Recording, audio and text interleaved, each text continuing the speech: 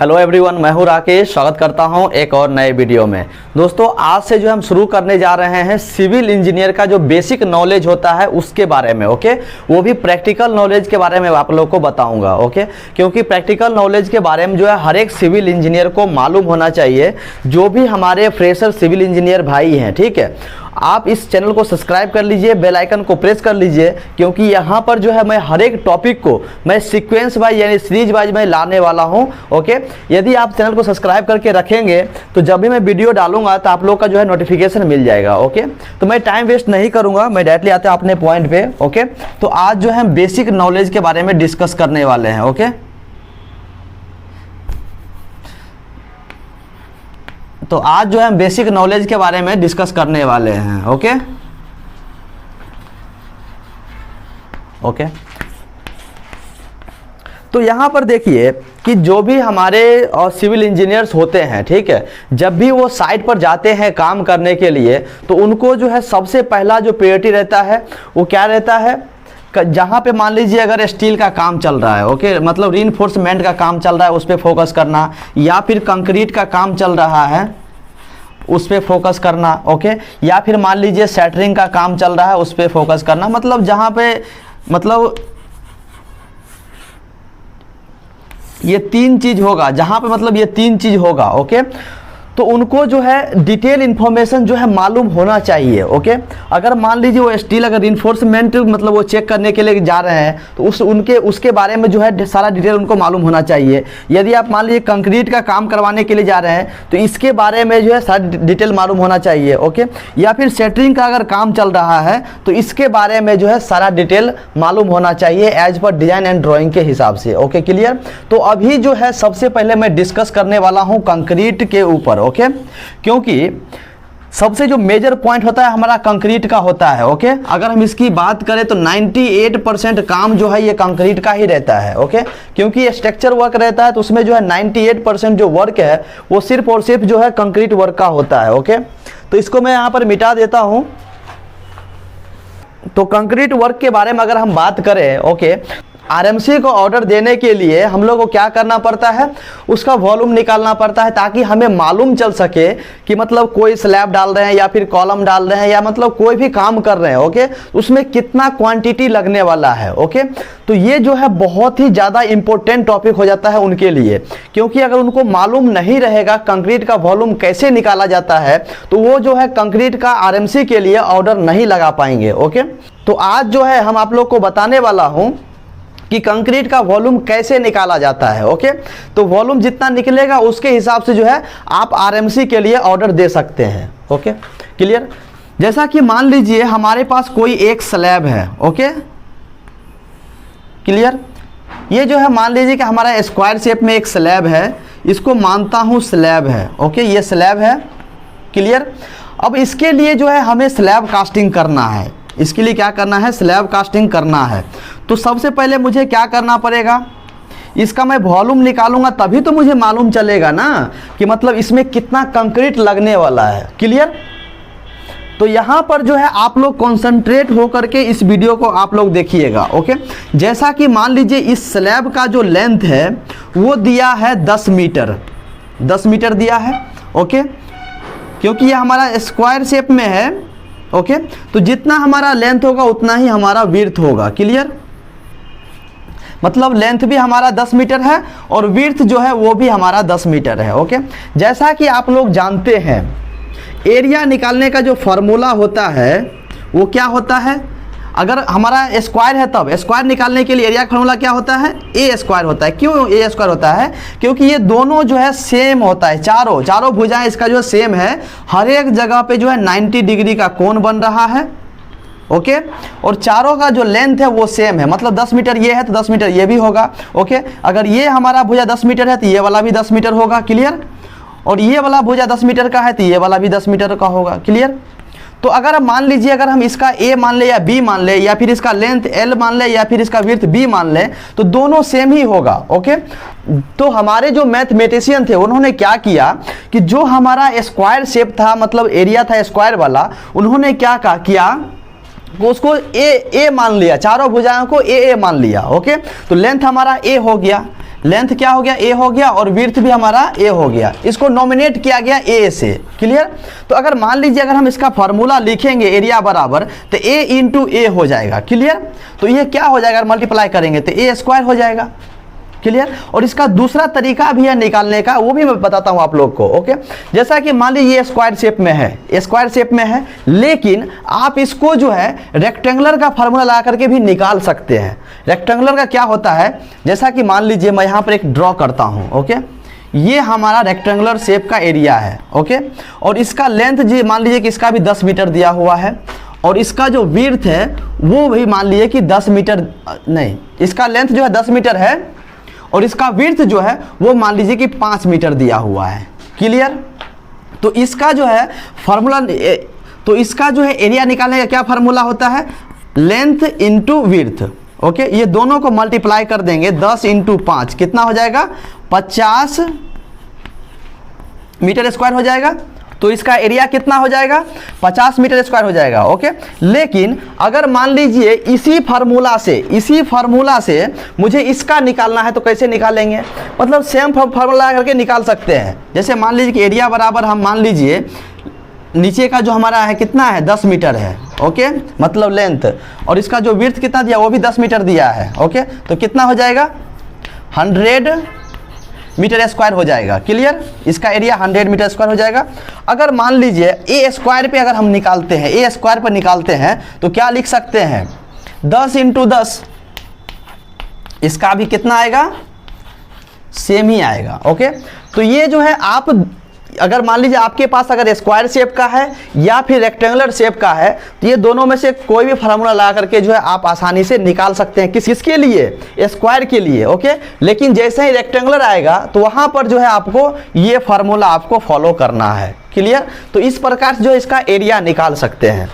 अब एरिया तो हम निकालना सीख गए कि जब हमारा स्क्वायर रहेगा या फिर हमारा रेक्टेंगुलर रहेगा, उसका तो फार्मूला लगा करके हम निकाल लेंगे। लेकिन अगर वॉल्यूम निकालना है तब कैसे निकालेंगे, क्योंकि हमारा जो कंक्रीट होता है वो होता है क्यूबिक मीटर में या फिर मीटर क्यूब में। ओके। क्यूबिक मीटर में या फिर मीटर क्यूब में। तो यहाँ पर हमारा स्क्वायर था, और इसको हमें कास्टिंग करनी थी। ओके। और इसके लिए जो है हमें कंक्रीट का क्वांटिटी निकालना है। ओके। तो इसका लेंथ दिया हुआ था 10 मीटर। ओके। और इसका विड्थ जो था वो भी था कितना, 10 मीटर। क्लियर। और हमने जब एरिया इसका निकाला तो एरिया कितना निकल करके आया था, 100 मीटर स्क्वायर निकल करके आया था। ओके। लेकिन ये तो एरिया निकालने का फॉर्मूला था, कितना, एरिया निकालने का फॉर्मूला था एल इंटू बी, मतलब लेंथ इंटू विड्थ। लेकिन हमें वॉल्यूम निकालना है। वॉल्यूम निकालने का फॉर्मूला क्या होता है, length into width into height. Okay. Height हमें क्या इंडिकेट करता है, जो हमारा स्लैब का थिकनेस होगा, थिकनेस कितना हो सकता है, 125 mm हो सकता है या फिर 150 mm हो सकता है। मतलब स्लैब का जो हमारा नॉर्मल थिकनेस होता है, स्लैब का थिकनेस कितना रहेगा, 125 mm रहेगा। ओके। या फिर 150 mm रहेगा। ये जो है ड्राइंग में दिया रहता है कि मतलब कितना रखना है स्लैब में। ठीक है। क्लियर। तो इसमें से कोई भी आप एक कंसीडर कर लीजिए, वो हमारा हाइट हो जाएगा, यानी थिकनेस जो है हाइट है। ओके।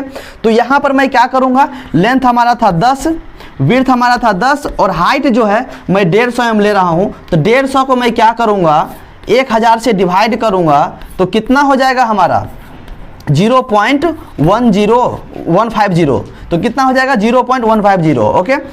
तो यहाँ पर मैं लिख सकता हूँ 0.150। ओके। जब आप इसको मल्टीप्लाई कीजिएगा, जब इसका कैलकुलेट कीजिएगा, तो हमें जो ये हमारा क्वांटिटी निकलेगा वो किस में निकलेगा, वॉल्यूम में निकलेगा। क्योंकि हम यहाँ पर क्या कर रहे हैं, वॉल्यूम निकाल रहे हैं। और हमारा कंक्रीट का जो क्वांटिटी रहता है वो भी रहता है किस में, वॉल्यूम में रहता है, यानी क्यूबिक मीटर में रहता है। ओके।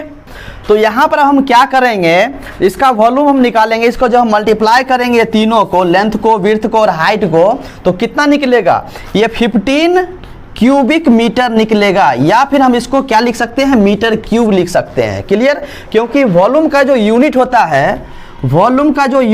है, वो क्या होता है, मीटर क्यूब। ओके।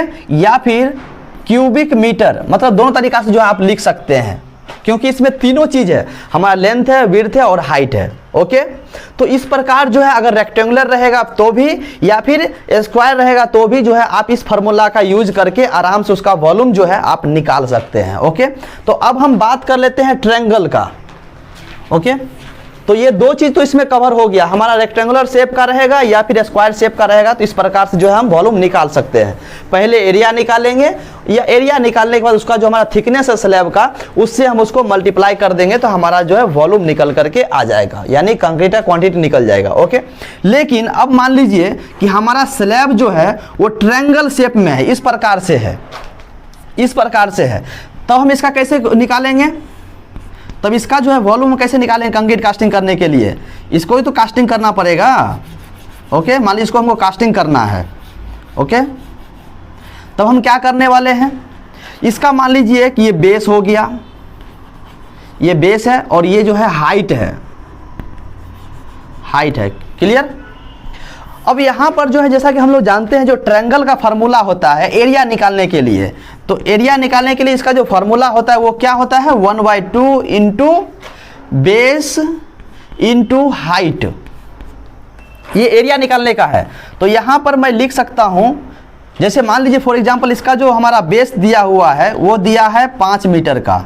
ओके, और उसके बाद हाइट जो इसका हाइट जो दिया हुआ है वो मान लीजिए कि ये दिया हुआ है 10 मीटर का। ओके, तो मैं क्या करूँगा 1/2 उसके बाद 5 और इंटू 10, सॉरी 5 इंटू 10, तो कितना हो जाएगा? 10 × 50 डिवाइडेड बाई 2 कर देंगे तो कितना हो जाएगा? 25 आएगा। ओके, ये 25 क्या आ जाएगा? मीटर स्क्वायर में आएगा। 25 जो है ये मीटर स्क्वायर में आया। ओके, ये एरिया निकल गया इस ट्रायंगल का, लेकिन हमें यहाँ पर क्या निकालना है? वॉल्यूम निकालना है। वॉल्यूम निकालेंगे क्योंकि हमारा कंक्रीट का जो क्वांटिटी रहता है वो किस में रहता है? वॉल्यूम में रहता है, मीटर क्यूब में रहता है या फिर क्यूबिक मीटर में रहता है। ओके, तो क्या करेंगे, मान लीजिए कि स्लैब का जो थिकनेस है, स्लैब थिकनेस जो है, थिकनेस जो है वो 150 mm का है। किसका है? 150 mm का है। ओके, तो इसको हम क्या करेंगे 1000 से डिवाइड करेंगे, तो ये तो अभी मिलीमीटर में है, इसको हम मीटर में कन्वर्ट कर लेंगे। ओके, तो 1000 से जब हम डिवाइड करेंगे तो ये कितना आएगा? 0.150 आएगा। ये कितना आएगा? मीटर में आ जाएगा। ओके, तो बस इसको क्या करना है, जो हमारा एरिया निकला था, ओके, एरिया निकला था उसको हम वॉल्यूम इससे हम हाइट से थिकनेस से मल्टीप्लाई कर देंगे। ओके, तो हमारा कितना था? वॉल्यूम बराबर क्या होता है? Area, area into thickness, thickness. Okay, clear? तो एरिया कितना था? 25 था। ओके, और थिकनेस कितना है? 0.15 है। ओके, तो आगे इसका हम कैलकुलेशन कर लेंगे तो हमारा जो है कंक्रीट का क्वांटिटी निकल जाएगा, वॉल्यूम में निकल जाएगा। ओके, तो कितना दिया हुआ है? 25 इंटू 0.150। ओके, तो 3.75 में आ जाएगा। क्या कितना आएगा? 3.75 क्यूबिक मीटर या फिर मीटर क्यूब। ओके, तो इस प्रकार से जो है आप आसानी से वॉल्यूम निकाल सकते हैं या फिर कंक्रीट का क्वांटिटी जो है वो निकाल सकते हैं। ओके,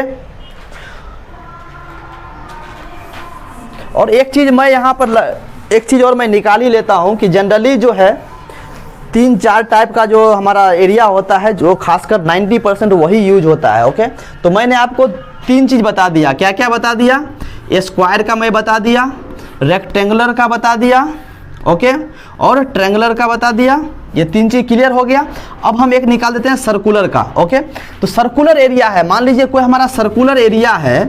ओके, और इसको जो हमें कास्टिंग करनी है, तब हम इसका कंक्रीट क्वांटिटी कैसे निकालेंगे? तो इसका जो हमें फार्मूला है, जैसे देखिए इसका जो है सर्कुलर का, इसका जो फार्मूला होता है एरिया निकालने का, वो क्या होता है? πr²। ओके, मतलब ये हमारा रेडियस है, ये पूरा हमारा क्या होता है? इसको हम आधा डिवाइड करेंगे तो ये जो है हमारा रेडियस कहलाएगा। ओके, तो हम यहाँ पर क्या करेंगे, इसको जो हमारा सर्कुलर एरिया है उसको 2 भाग में बांट दिए हैं। ओके, 2 भाग में बांटे तो ये कितना हमारा रेडियस आएगा? फॉर एग्जांपल मान लीजिए ये हमारा जो सर्कुलर एरिया का जो डाया है, ये पूरा डाया कितना का है? मान लीजिए कि 300 mm का है। कितना का है? 300 mm का है, ये डाया है। ये डाया जो है पूरा यहाँ से यहाँ तक का इसको डाया बोलते हैं। ओके, और 20 से अगर हम इसको डिवाइड कर देंगे, 2 भाग में बांट देंगे, तो ये हमारा रेडियस हो जाएगा। ओके, क्या हो जाएगा? रेडियस हो जाएगा। क्लियर? इसका जो डाया है वो डाया कितना का दिया है? 300 का दिया है। क्लियर? तो इसको जब हम रेडियस में कन्वर्ट करेंगे तो क्या करेंगे? रेडियस में कन्वर्ट करने के लिए डाया को 2 भाग में डिवाइड करेंगे, तो 300 डिवाइडेड बाय 2 कितना हो जाएगा? 150 हो जाएगा। यही होगा ना रेडियस हमारा, 150 हो जाएगा। लेकिन यहाँ पर बोल रहा है कितना? आर स्क्वायर, मतलब बोल रहा है कि रेडियस का स्क्वायर करना है यहाँ पर। क्लियर? ओके, तो चलिए मैं पाई का वैल्यू यहाँ पर पुट कर देता हूँ 3.14, या फिर पाई का जो मान होता है, पाई का जो वैल्यू होता है 22/7 होता है। जब इसको आप डिवाइड कीजिएगा ना तो 3.14 ही आएगा। ओके, इसीलिए जो है कैलकुलेशन का आसान करने के लिए हमने क्या किया, इसको 3.14 डायरेक्ट लिख लिया। ओके, रेडियस हमारा कितना था? 150 mm था। ओके, तो अभी जो मैं यहाँ पर क्या करूँगा, इसका जो पहले एरिया है पहले वो मैं निकाल लेता हूँ। जैसे पाई का मान हम लोग जानते हैं कि 22/7 होता है, जब इसको हम डिवाइड करेंगे 3.14 आएगा। ओके, तो मैं डायरेक्टली जो है 3.14 लिखता हूँ, और उसके बाद रेडियस हमारा कितना था? 150 था ना, 150 रेडियस था। ओके, तो यहाँ पर 150 का स्क्वायर कर दूंगा। ये हमारा किस में है? मिलीमीटर में है। ओके, तो इसको मैं कन्वर्ट कर लेता हूँ किस में? मीटर में। तो 3.14 इंटू 0.15। ओके, इसका स्क्वायर करेंगे। ओके, तो यहाँ पर मैं लिख सकता हूँ 0.14, और जब इसको आप डिवाइड कीजिएगा तो 0 मैं कैलकुलेट कर लेता हूँ। ओके, तो 0.225 आएगा। ओके, जब इसका कैलकुलेट करेंगे ओके तो कितना आ जाएगा? 0.07 आएगा। किस में है? ये हमारा मान लीजिए कि हमने मीटर में कन्वर्ट किया था, तो ये जो है मीटर स्क्वायर में आएगा। क्लियर? अब यहीं पर हमको क्या करना है, इसको जो है वॉल्यूम में कन्वर्ट कर लेना है। ओके, तो बस जितना हमारा थिकनेस रहेगा, स्लैब का थिकनेस रहेगा, उससे उसको मल्टीप्लाई कर देना है। वॉल्यूम में निकालने के लिए क्या करना पड़ेगा? एरिया को थिकनेस से मल्टीप्लाई कर देंगे, थिकनेस से मल्टीप्लाई करेंगे।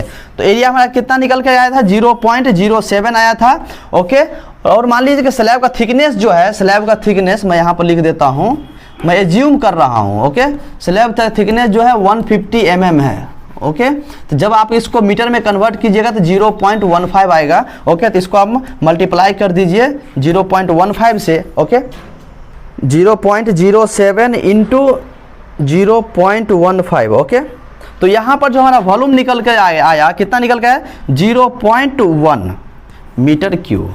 ओके, ये हमारा वॉल्यूम हो गया, ये सर्कुलर एरिया का। ओके, तो इस प्रकार से जो है आप जो है स्क्वायर का, रेक्टेंगल का, ट्रायंगल का और सर्कुलर एरिया का जो है वॉल्यूम आसानी से निकाल सकते हैं। Okay, clear? इसको मैं मिटा देता हूं, क्योंकि ये सब चीज़ जो है ना हर एक सिविल इंजीनियर को मालूम होना चाहिए, क्योंकि ये बेसिक नॉलेज है। और सबसे पहले जो है इसी चीज़ पर जो हम लोगों को फोकस करना चाहिए। ये चीज़ सीखेंगे तो ये साइट पर जो है बार बार यूज होता है। ओके, ये जानकारी हर एक सिविल इंजीनियर को या फिर जो मिस्त्री होता है, जो घर बनाता है, उसको भी मालूम होना चाहिए। ऐसा नहीं कि मतलब खाली इंजीनियर को मालूम होना चाहिए, हर एक आदमी को मालूम होना चाहिए। ओके, तो दोस्तों आज के लिए बस इतना ही, फिर मिलते हैं नेक्स्ट वीडियो में।